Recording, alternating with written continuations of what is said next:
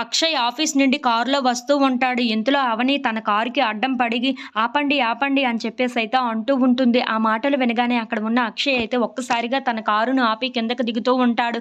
ఇంతలో అక్కడ ఉన్న అవనిని చూసి ఏంటి నిన్ను జాబ్‌లో నుండి తీసేశానని చెప్పి ఇప్పుడు నడి రోడ్డు మీద ఏం చేయాలనుకుంటున్నావు నువ్వు? గొడవ పడాలనుకుంటున్నావా? అని చెప్పేసైతే అంటూ ఉంటాడు. ఆ మాటలు వినగానే అక్కడ ఉన్న అవని మాత్రం లేదండి ఆవిడకి యాక్సిడెంట్ అయింది. ఆవిడకి ఎలాగైనా మనమే హెల్ప్ చేయాలి. కాస్త హెల్ప్ చేయండి అని చెప్పేసైతే అడుగుతూ ఉంటుంది. ఆ మాటలు వినగానే అక్కడ ఉన్న అక్షయ్ అయితే ఒక్కసారిగా షాక్ అయిపోయి యాక్సిడెంట్ అయిన ఆవిడ వైపు చూస్తూ ఉంటాడు.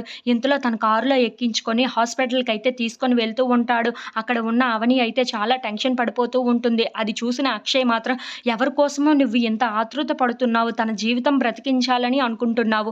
నీ జీవితం కోసం కూడా నువ్వు ఆలోచించాలి కదా! నీ జీవితం ఎలా వెళ్తుందో కూడా నువ్వు ఆలోచించాలి కదా! అని చెప్పేసైతే అంటూ ఉంటాడు. ఆ మాటలు వినగానే అక్కడ ఉన్న అవని మాత్రం ఏమీ మాట్లాడకుండా మౌనంగా చూస్తూ ఉండిపోతుంది. ఇంతలో అక్కడ ఉన్న అక్షయ్ మాత్రం వాళ్ళ జీవితాల కోసం అంతగా ఆతృత పడుతున్నావు. నీ జీవితం ఎటుపోతుందో నువ్వు కాస్త కూడా అయినా ఆలోచించాల్సింది కదా అవని అని చెప్పేసైతే అంటూ ఉంటాడు. ఆ మాటలు వినగానే అక్కడ ఉన్న అవని అయితే ఒక్కసారిగా షాక్ అయిపోయి ఏమీ మాట్లాడకుండా అలా హాస్పిటల్‌కైతే తీసుకొని వెళ్తూ ఉంటుంది. ఇంతలో అక్షయ్ ఇంటికి వస్తూ ఉంటాడు. అది చూడగానే అక్కడ ఉన్న పల్లవి మాత్రం చాలా కోపంగా ఏంటి బావగారు అవని వదిన ఏం చేస్తుందో మీకు తెలుసా?